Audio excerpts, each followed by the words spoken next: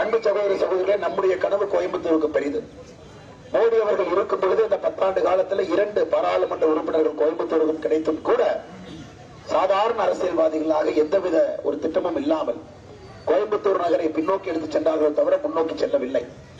ஆனால் மோடி அவர்கள் இருக்கக்கூடிய இந்த 3வது 5 ஆண்டு காலத்துல கோவை நகரனுடைய வளர்ச்சியை துரிதப்படுத்த வேண்டிய கட்டாயம் நமக்கு இருக்கு. விமான நிலையத்திலிருந்து, ரயில்வே நிலையத்திலிருந்து, உள்கட்டமைப்பிலிருந்து, பால வசதிகள் இருந்து ஒரு சாதாரண ரோடுங்க, சாதாரண ரோடு.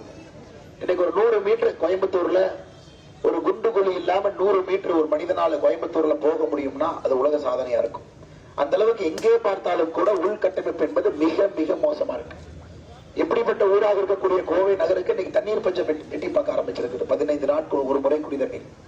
அதெல்லாம் தாண்டி சுத்தத்துல பாருங்க, எங்கிருந்த கோயம்புத்தூர் இன்னைக்கு எங்க இருக்கு? 176 எங்கேயோ போயிருச்சுங்க. 40-50 இடத்துல இருந்தது. காரணம் வெறும் 12% மட்டும்தான் நம்முடைய குப்பைகள் தினமும் கூட அதை சேகரித்து திட மேலாண்மைக்கு வெறும் 12% போகுது. 88% குப்பை சேர்த்துக்கிட்டே இருக்கிறாங்க. அப்படி இருக்கும்பொழுது இந்த நகரம் என்ன ஆகுன்னு யோசிச்சு பாருங்க. ஒரு பக்கம் குப்பையை சேர்த்து கொடுக்கிறாங்க, மாநகராட்சிக்கு எந்தவித அக்கறையும் கிடையாது. மேயராக இருக்கட்டும், இங்க இருக்கக்கூடிய கவுன்சிலராக இருக்கட்டும், அவருடைய வேலை என்பது கோயம்புத்தூரை பற்றி சிந்திப்பது இல்லை, அரசியல் செய்வதற்காக அமர்ந்திருக்கின்றார். அதையெல்லாம் தாண்டி இங்க இருக்கக்கூடிய அமைச்சர் பெருமக்கள், வெளியூர்ல இருந்து அமைச்சர் வர்றாங்க. கோயம்புத்தூருடைய இன்சார்ஜ் அமைச்சராக இருக்கிறவங்க இன்னைக்கு புலால் சிறையில் இருக்கிறாங்க. அவருடைய நோக்கம் கோயம்புத்தூர்ல இருந்து எப்படி வருமானத்தை பெருக்கலாம் என்பது மட்டும்தான் நோக்கமா இருக்கிறோமோ தவிர யாரும் இல்லை. இன்னைக்கு திராவிட முன்னேற்ற கழகமும் தெரியும், கோயம்புத்தூர் மக்கள் அவர்களுக்கு எதிராக இருக்கின்றார்கள். இன்னைக்கு ஸ்டாலின் சொல்றாரு, நான் கோயம்புத்தூருக்கு கிரிக்கெட் ஸ்டேடியம் கட்டி கொடுப்போம்.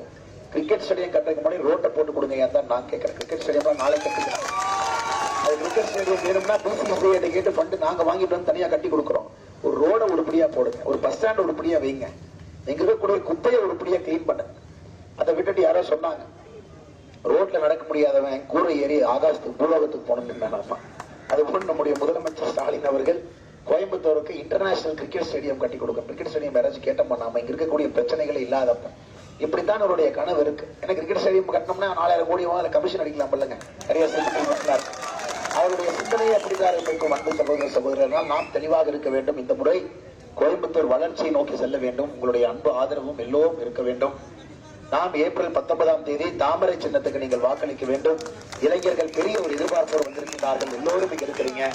இது நம்முடைய நாடு, இதை மாற்றுவது நம்முடைய கடமை. மோடியோடு இருப்பதும் நம்முடைய தலையாய கடமை.